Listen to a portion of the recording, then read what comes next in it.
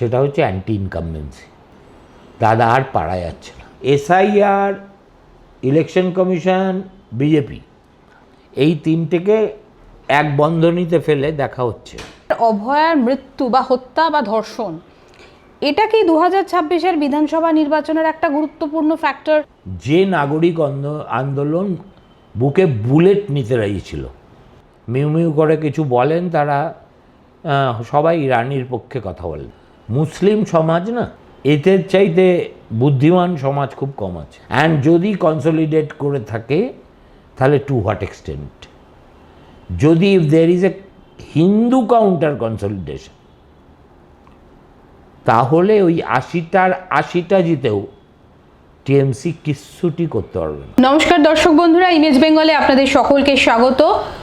দুটি দফায় শান্তিপূর্ণভাবে নির্বাচন সম্পন্ন হয়েছে। এখন প্রত্যেকের চোখ 4 মের দিকে।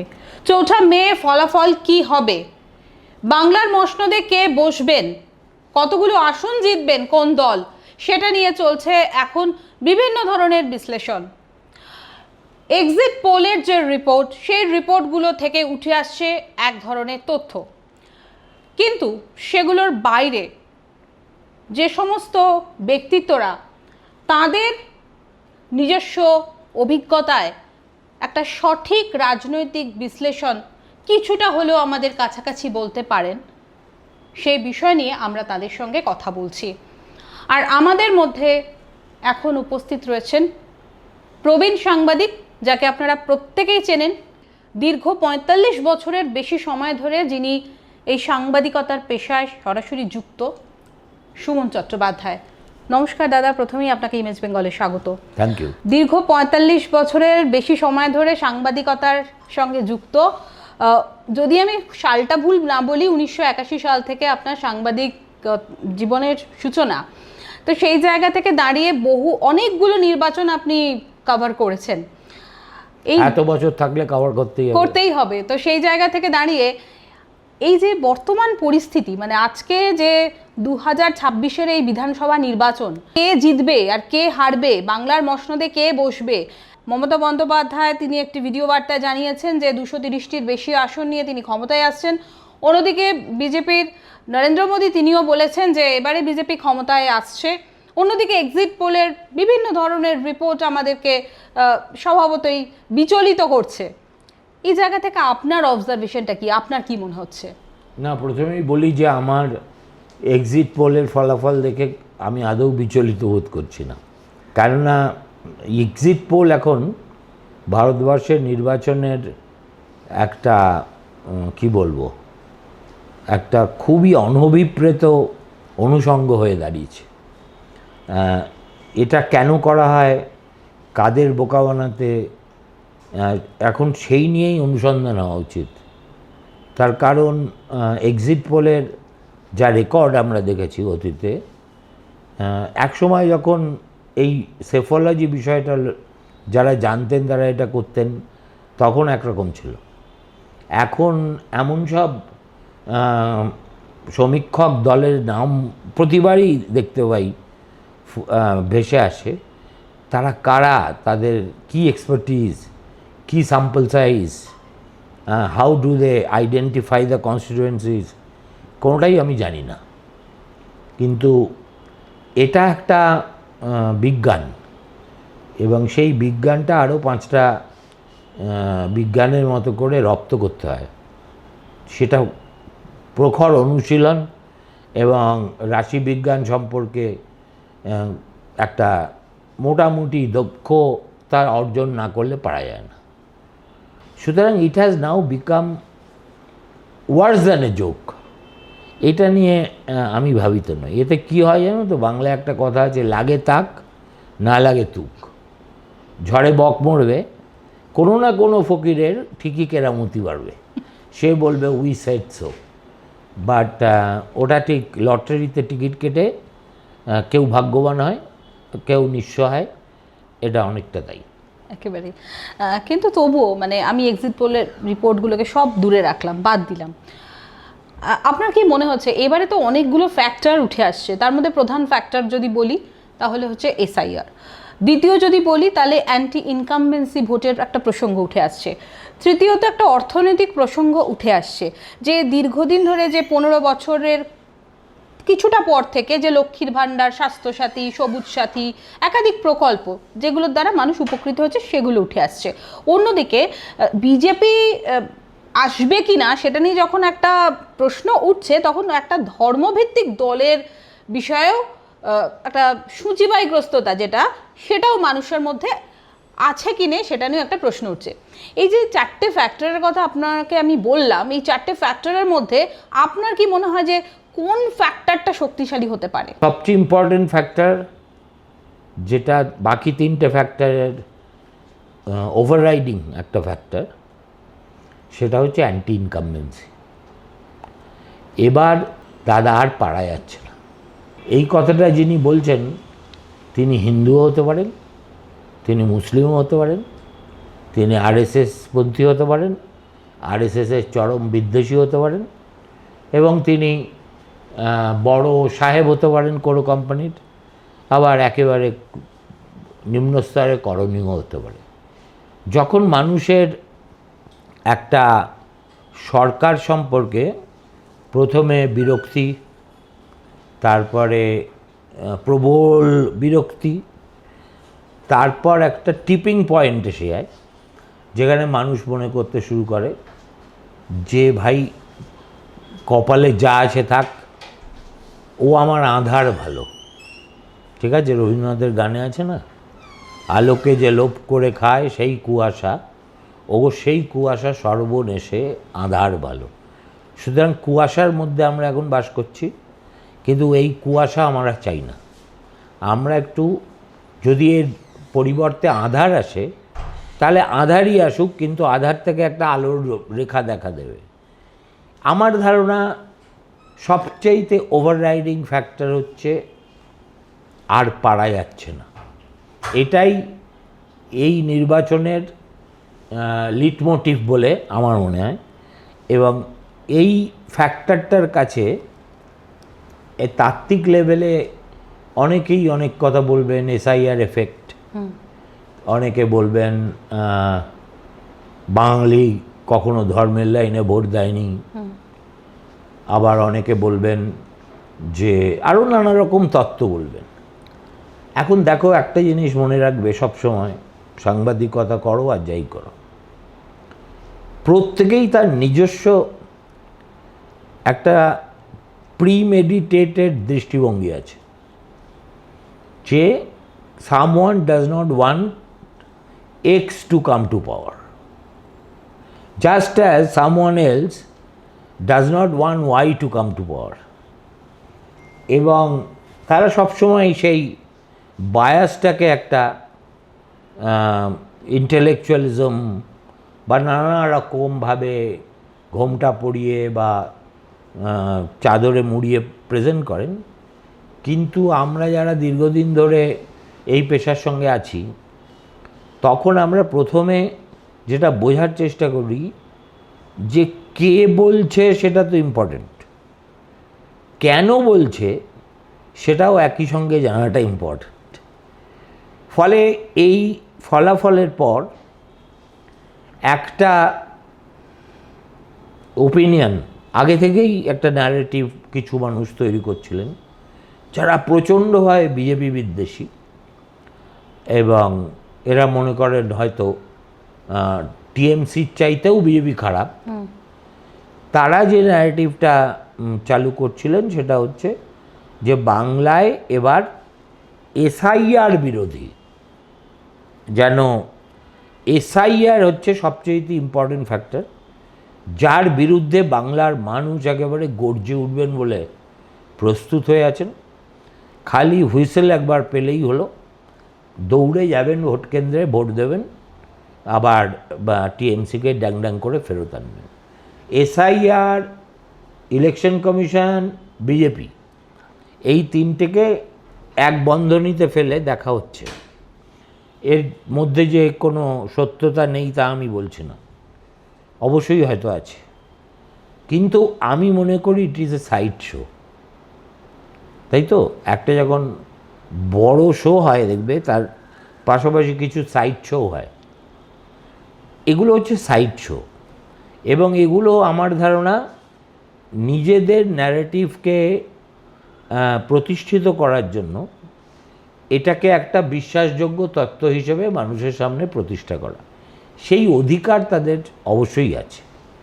কিন্তু তারাই শেষ কথা বলছেন, বা তাদের হাতেই কি বলে, এই একটা যে কমপ্লিটলি একটা এত বড় রাজ্যের প্রায় 7 কোটি ছুঁই ছুঁই ভোটারের মনের গোপন কথার চাবিকাঠি আছে, তা তো নয়। সুতরাং আবার উল্টো দিক আছে, যারা মনে করে যে একেবারে স্টিম রোলার চালিয়ে বিজেপি ক্ষমতায় আসছে, and their bias is known, ঠিক আছে। এবং এরা আজকের বাংলায় আনফর্চুনেটলি বেশি শোভা পাচ্ছে ইউটিউবে, rather than in the intellectual discourse. Intellectual discourse তো এই রাজ্যে বন্ধ হয়ে গেছে। আর যারা মিউ মিউ করে কিছু বলেন, তারা সবাই রানীর পক্ষে কথা বলেন। রানীর বিপক্ষে এবং বিজেপির বিপক্ষে যদি কাউকে কথা বলতে আমি শুনতাম, তাহলে আমি তার সততাকে মানতে বাধ্য হতাম।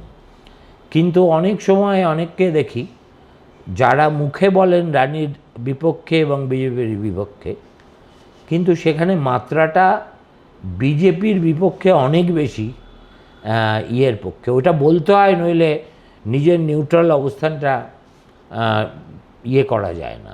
তার চাইতে বরঞ্চ ভালো যারা ওপেনলি খেলে, ঠিক আছে। আমার এক এই স্কুলের সহপাঠিনী, অত্যন্ত আমার প্রিয় বন্ধু, তিনি দেখলাম ফেসবুকে একটা পোস্ট করেছেন ইংরেজিতে, এবং তার সততা বা তার ইয়ে নিয়ে আমার মনে একটা ছিটে ফোটাও ধন্দ নেই, কোনো দিন থাকবে না, থাকা সম্ভব নয়। কিন্তু তিনি জিনিসটাকে দেখছেন as a single woman fighting against the monster, Hydra headed monster. এবং সেই হাইড্রা হেডের একটা হচ্ছে ধর্ম, আরেকটা হচ্ছে ধর্ম থেকে উৎসারিত ধর্মান্ধতা, আরেকটা হচ্ছে ইসিআই, আরেকটা ইডি, আরেকটা সিবিআই ইত্যাদি, এনআইএ ইত্যাদি। all have combined, according to her, all evil forces against a hapless woman who is putting up a valiant fight. এবং শেষে ও লিখেছে যে my opinion about this party and their corrupt and worthless leaders is very well known, but still at this hour আমি মনে করি, আমি তো অন্তত এই মহিলার হাত শক্ত করতেই ভোটটা দেব। I salute my friend, because she has come out openly without, মানে এই ভ্যানতারাবাজি যারা করে তাদের চাইতে অনেক অনেক অনেক বোল্ড, এবং কামিং ফ্রম হার ওর যা ইন্টেলেকচুয়াল স্ট্যান্ডিং, একেবারে 18 ক্যারেট গোল্ড। একদমই। পাশাপাশি আমার আর একটা প্রশ্ন হচ্ছে, আমাদের বাংলায় সদ্য ঘটে যাওয়া একটি ঘটনা, আরজি করের অভয়ার মৃত্যু বা হত্যা বা ধর্ষণ, এটা কি 2026-এর বিধানসভা নির্বাচনের একটা গুরুত্বপূর্ণ ফ্যাক্টর হতে পারতো না? কারণ আমাদের সেই 14ই আগস্টের রাতের কথা মনে আছে, যে মহিলা পুরুষ নির্বিশেষে মানুষ কিন্তু আবেগের ভিত্তিতে অভয়ার আবেগটাকে নিয়ে পথে নেমেছিলেন মাঝরাতে। হতে পারতো সেদিনকে আমাদের পুরো রাজনীতির যে সমীকরণটাই পাল্টে যেতে পারতো, সরকার পরিবর্তন হয়ে যেতে পারতো, হয়নি, সেটা অন্য প্রসঙ্গ। কিন্তু এটা কি বড় ফ্যাক্টর আজকে ভোটে পড়তে পারে না? আপনার কি মনে হয়? হতে পারলে খুব ভালো হতো, কিন্তু এইসব নাগরিক আন্দোলন কি হয়, নাগরিক আন্দোলনের মধ্যে ইনবিল্ট কতগুলো সমস্যা থাকে। প্রথম সমস্যা হচ্ছে, যারা এই মেয়েটির এই ধরনের নির্মম পরিণতি দেখে আবেগমথিত হয়ে রাস্তায় নেমেছিল, তাদের পক্ষে তো একটা মুভমেন্ট সাস্টেন করা মাসের পর মাস, বছরের পর বছর, আর শুধু তো মুভমেন্ট সাস্টেন করলে হবে না, তাকে একটা রাজনৈতিক অবয়ব দিতে হবে। রাজনৈতিক অবয়ব দেওয়ার প্রশ্ন যেই আসবে, অমনি এই নাগরিক সমাজ ত্রিধা বিভক্ত হয়ে যাবে, কিংবা আরও বেশি যত বিভাগ থাকে সেগুলো হয়ে যাবে। সুতরাং নাগরিক আন্দোলন, সেই নাগরিক আন্দোলনই কিন্তু রেজিম চেঞ্জের কারণ হয়েছে, যে নাগরিক আন্দোলন বুকে বুলেট নিতে রাজি ছিল। যেমন যেটা আমরা ঢাকায় দেখলাম ছাত্রদের মধ্যে, যেটা আমরা নেপালে দেখলাম, তারা তো তাড়ালোই, উল্টে নিজেরাই একটা রাজনৈতিক দল গড়ে ভোটে লড়ে একেবারে নিরঙ্কুশ গরিষ্ঠতা নিয়ে তারাই আজকে প্রধানমন্ত্রী, তারাই অমুক, সব দফতরই তাদের। এটা হচ্ছে আরেক ধরনের। আমরা বাঙালিরা বিপ্লবটা খুব ড্রয়িং রুমে আর টেলিভিশন চ্যানেলে বসে দেখানোর পক্ষে খুব দড়। এই নাগরিক আন্দোলন যদি সত্যিকারের সরকার বদলের লক্ষ্য নিয়ে হতো, তাহলে এমন কাণ্ড করতে হতো যে কাণ্ড করলে রাষ্ট্র বাধ্য হতো ওই নেপালের মতো, বা হাসিনার আর্মির মতো, বা পুলিশের মতো, র্যাবের মতো নির্বিচারে দমন পীড়ন করতে, এবং সেখানে বুক চিতিয়ে দাঁড়াতে হতো। তোমার কি মনে হয় ভেত বাঙালির, এ প্রান্তের ও প্রান্তের বাঙালির কথা আমি বলছি না, সে দম আছে? আরে যার বাড়িতে একটা পুলিশের চিঠি এলে, থানার চিঠি এলে, তার মানে কি বলবো, সব সকালবেলা শৌচকর্ম বন্ধ হয়ে যায়, সেই বাঙালির তো এটা পারবে না।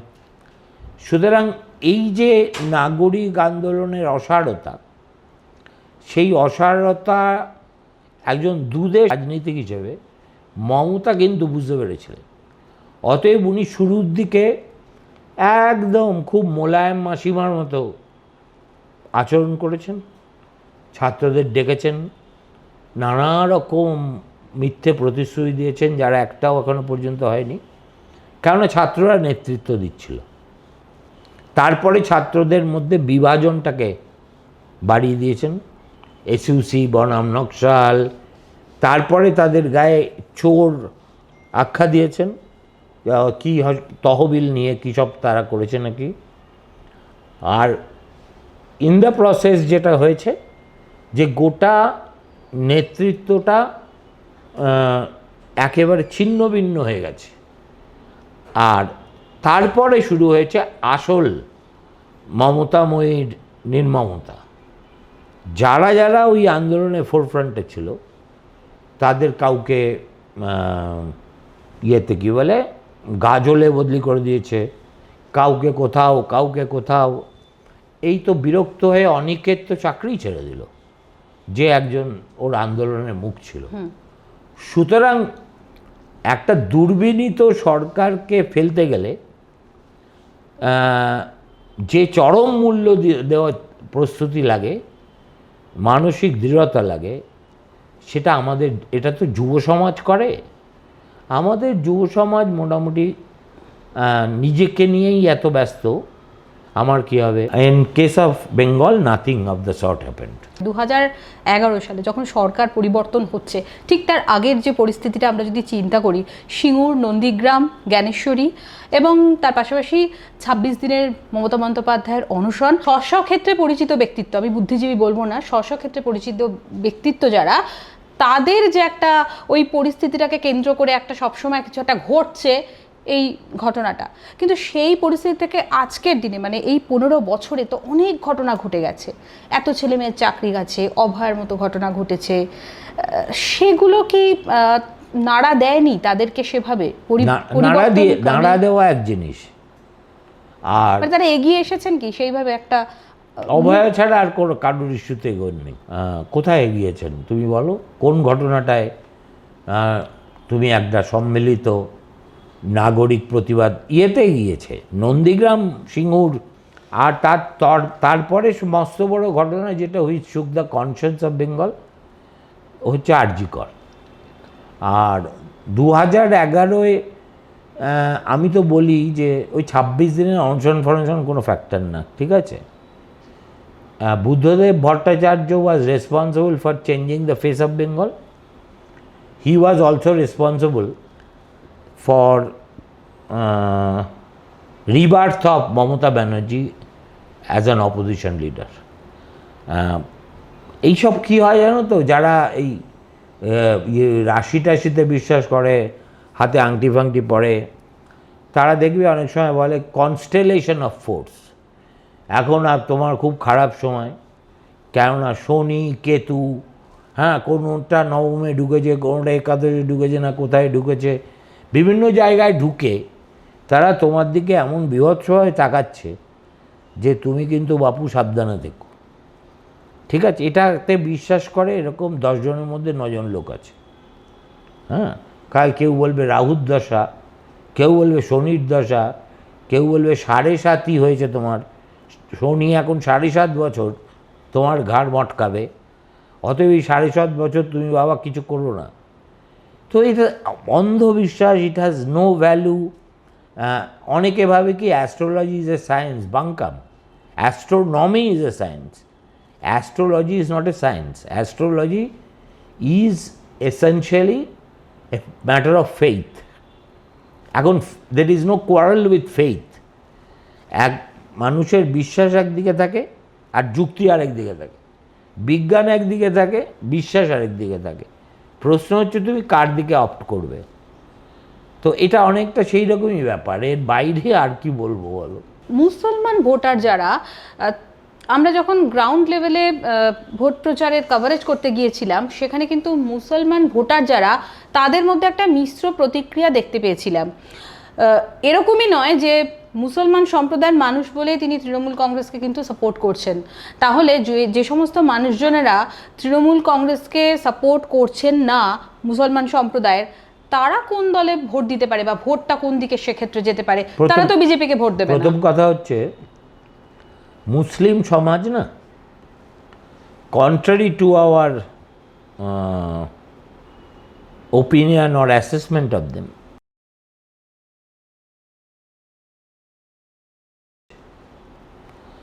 বুদ্ধিমান কোন অর্থে, সেটা হচ্ছে এরা খুব ভালো বোঝেন যে এবার ক্ষমতায় কারা আসতে চলেছে, এবং চেষ্টা করেন ক্ষমতার সঙ্গে থাকতে। বিজেপির ক্ষেত্রে তাদের সমস্যা হয়েছে যে একবার মনে আছে একজন ইমাম ওই এবিপি আনন্দর একটা আলোচনা সভায় বলেছিলেন যে দেখুন, আমরা সবাই জানি যে দিদি আমাদের পায়ের তলায় রাখে ছোটি জুতোর মতো, কিন্তু বিজেপি তো আমাদের অচ্ছুত মনে করে।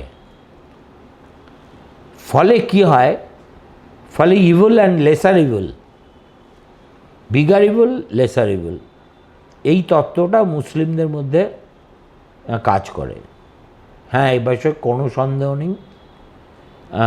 মুসলিমদের সঙ্গে মমতা বন্দ্যোপাধ্যায় যে ধরনের অবিমৃষ্যকারী আচরণ করেছেন এবং কখনো কখনো ক্লিয়ার বেইমানি করেছেন, তাতে মুসলিম সমাজ একটা সময় প্রচণ্ড রুষ্ট ছিল। ওয়াকফ নিয়ে তার মিথ্যে কথা, তারপরে ওয়াকফ বিরোধী আন্দোলন করতে না দেওয়া, 37খানা মুসলিম সাবকাস্টকে ওবিসি লিস্ট থেকে বের করে দেওয়া, মাদ্রাসা এডুকেশনকে একেবারে ধ্বস্ত করে দেওয়া। দেখতে পেয়েছো তো কত মাদ্রাসার শিক্ষকরা ওই সিটি সেন্টারের সামনে মাসের পর মাস বসে থাকতেন, ছেলে মেয়েরা লেখাপড়া করতে না পেরে অত্যন্ত উদ্বিগ্ন হওয়া। এই সবই একটা দারুণ বিরোধী শক্তির মদত হতো যদি সেটা বিজেপি বিরোধী প্রকৃত অর্থে বলে মুসলমান সমাজের কাছে প্রতিষ্ঠিত থাকত।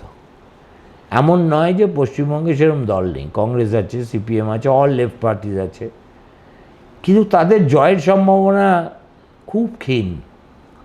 আর তদুপরি নির্বাচন যত এগিয়ে এসেছে, বিজেপি নেতাদের মুসলিম বিরোধী রেটরিক এমন একটা জায়গায় পৌঁছেছে যেন তারা মানুষই নন। সেটা কিন্তু ভোটের মুহূর্তে তাদের দিদি সম্পর্কিত যাবতীয় ক্ষোভ বা যাবতীয় মানে কি বলবো মতান্তর, সেটাকে ভুলে গিয়ে ওই ঘাসফুলের দিকেই কনসলিডেট করতে পারে। কিন্তু এবারের ভোটে ঘাসফুলের দিকে মুসলিমরা সরে গেল কি না এটা আর ফ্যাক্টর হবে না। পশ্চিমবঙ্গে এটা সত্যি যে গোটা 80 কেন্দ্র আছে যেখানে মুসলিমরা নিয়ন্ত্রক, তারা যেদিকে ভোট দেবে সেই প্রার্থী জিতবে। কিন্তু তার বাইরেও তো 200+ আসন আছে, তাই না? 214-15টা আসন আছে। সেই আসনগুলোতে মমতা বন্দ্যোপাধ্যায় এতদিন গাছেরও খেতেন, অর্থাৎ টোটাল মুসলিম ভোট, আর ওদের 30% যদি ধরে নাও, নন মুসলিমদের 25% পেলেই হয়ে গেল। তুমি ইউ ক্রস দ্য রুবিকন। কেননা আমাদের দেশে তো first past the poll system, যে সবচেয়ে বেশি পাবে সেই পাবে, প্রপোর্শনাল রিপ্রেজেন্টেশন তো নেই। রুল অফ মেজরিটি এখন সবচেয়ে critical factor in this election according to me is whether এই non Muslims have also consolidated, and যদি কনসলিডেট করে থাকে তাহলে টু হোয়াট এক্সটেন্ট। যদি if there is a Hindu counter consolidation, তাহলে ওই 80টার 80টা জিতেও টিএমসি কিচ্ছুটি করতে পারবে না। আর যদি এমনিতেই 52% মুসলমান ভোট বিজেপি পেয়েছে, ধরো তার থেকে আরও সেই ভোটের পার্সেন্টেজটা যদি 3-4% বেড়ে যায়, তাহলেই কিন্তু হোল গেম চেঞ্জেস। ঠিক আছে, আমার নিজের ধারণা, কারণ আমি তো ঠিক অত চালিয়াত সেফোলজিস্ট বা অর্ধশিক্ষিত মাতব্বরদের মতো কথা বলতে পারি না, কারণ একটু লেখাপড়া শিখেছি সামান্য। ফলে আমি বলবো that is going to B the determining factor of this election. হিন্দুরা নিজেদের হিন্দু হিসেবে মনে করে এর আগে পর্যন্ত কখনো সেইভাবে ভোট দেয়নি। এবার তাদের মনের মধ্যে একটা দোলাচল হচ্ছে, এক ধরনের আবেগ তাড়িত হয়েছেন তারা। আমাদের অন্য পক্ষ সম্পর্কে তাদের প্রথম থেকেই একটা সূচিবায়ুগ্রস্ততা ছিল, এবার সেটা প্রায় বিদ্বেষের চেহারা নিয়েছে মানসিক স্তরে। আর যেহেতু মমতা বন্দ্যোপাধ্যায়ের 15 বছরের জমানায় তারা দেখেছেন যে এদের মধ্যে যেটা সবচেয়ে উচ্ছৃঙ্খল এবং গুন্ডামস্তান বাহিনী, তারা কত রকম অন্যায় করে পার পেয়ে যায় বিকজ অফ দ্য রিলিজন। এই সব কিছু অ্যাকুমুলেট করে যদি লোকে বলে না না এনাফ ইজ এনাফ, যে কারণে আমি বারবার বলছি, আজকেও বলছি, দাদা আর নিতে পারা যাচ্ছে না। এই যে ফিলিং, এই নিতে পারা যাচ্ছে না ফিলিং উইল ডিটারমিন যে নিতে পারা গেল না গেল না। বাম, কংগ্রেস, হুমায়ুন কবিরের দল আর হচ্ছে আইএসএফ, এদের আসন কি বাড়বে?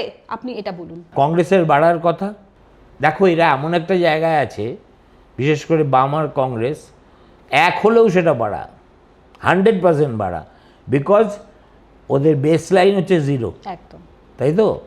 আইএসএফ অলরেডি একটাই জিতে আছে, একাধিক আসন যদি না জেতে তাহলে সেটা দুর্ভাগ্যজনক হবে। They should win.